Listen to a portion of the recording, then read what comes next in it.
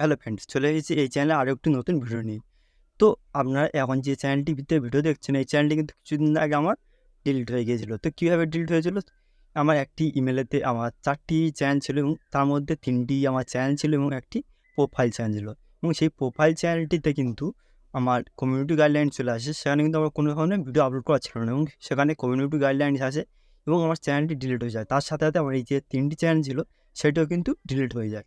তো আমি কিন্তু সেখানে অনেক রকমের ভিডিও দেখেছি, এছাড়া ইউটিউবে প্রচুর ভিডিও দেখেছি। সেখান থেকে কিন্তু আমি অনেকবার আপিল করেছি, তার সত্ত্বেও কিন্তু আমার চ্যানেলটা আমি ফিরে পাইনি।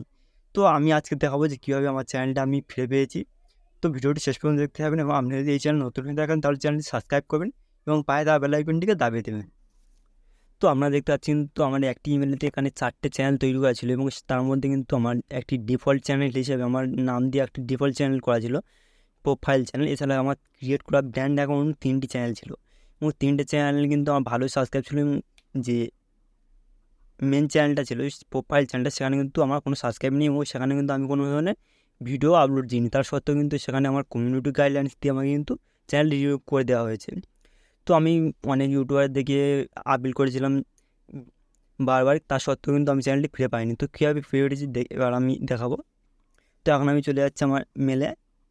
তো এখানে দেখতে পাচ্ছি কিন্তু আমার চ্যানেলটি রিমুভ করে দিয়েছে বলে একটি মেসেজ দিয়েছিল এবং তারপরে আমি অনেকবারই আপিল করেছিলাম, প্রায় 4-5 বারই আপিল করেছিলাম এবং শেষে আমার চ্যানেলটি কিন্তু আমি ফিরে পেয়েছি। তো আমাদের এখন যেটি করতে হবে, আমরা যদি এই চ্যানেলটিকে ফিরে পেতে চাই, আমরা যদি এমন কোনো রকম চ্যানেল যদি এরকম হয়ে থাকে তাহলে কিন্তু আপনি চ্যানেলটি অবশ্যই ফিরে পাবেন। তো আপনাকে কী করতে হবে, আপনাকে প্রথমে যে মেসেজটি পাঠিয়েছিল চ্যানেল রিমুভ করে দেওয়ার, সেই মেসেজে কিন্তু চলে যেতে হবে এবং সেই মেসেজে আসার পর সেখানে কিন্তু আপনার দেখতে পাবেন যে নিচেতে একটি অপশান দেওয়া রয়েছে আপিল হার, এবং এছাড়া দেওয়া রয়েছে আমার যে চ্যানেলটি রিমুভ করা হয়েছিল সেই চ্যানেলটির লিঙ্কও এখানে কিন্তু দেওয়া রয়েছে। তো আমাদের প্রথমে কী করতে হবে, এখান থেকে চ্যানেলের ইউআরএলটা কপি করে নিতে হবে।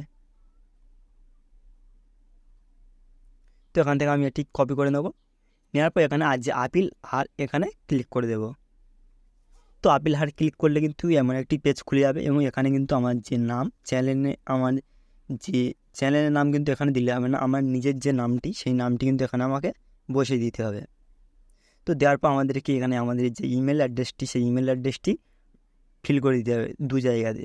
দেওয়ার পর আমরা এখানে যে চ্যানেলের যে ইউআরএলটি, যে আমার যে চ্যানেলটি রিমুভ হয়েছে সেই ইউআরএলটি যেটি আমি কপি করলাম সেটি কিন্তু এখানে আমাদেরকে পেস্ট করে দিতে হবে। তো আমার ইমেলে আমার চ্যানেলের লিঙ্কটি পেস্ট করে দিলাম।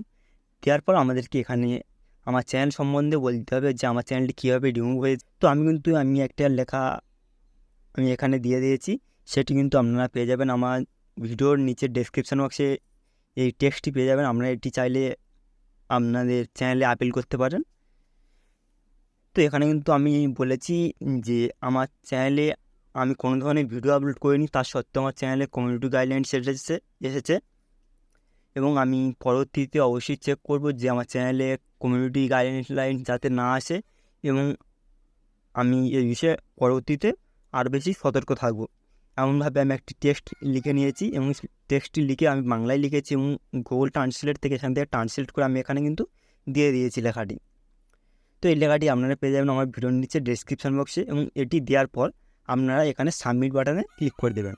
তো সাবমিট বাটনে ক্লিক করে দিলে কিন্তু আপনাদের এখানে একটি যে সাবমিট সাকসেসফুল বলে দেখাবে এবং আপনার যে মেল দেওয়া রয়েছে ইমেলটি, সেই ইমেলে কিন্তু একটি মেসেজ চলে যাবে।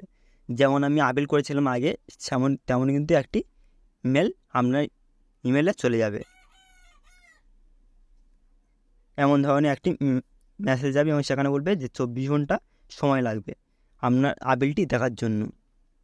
তো এইভাবে কিন্তু খুব সহজে আপনারা আপনার চ্যানেলটিকে ফিরে পেতে পারেন। তো আমি শেষে বলতে চাই যে আপনারা কোনোদিন একটি ইমেলেতে কোনোদিন 2টো বা 3টে-4টি চ্যানেল করবেন না, এতে কিন্তু আপনার এমন ধরনের সমস্যা হতে পারে।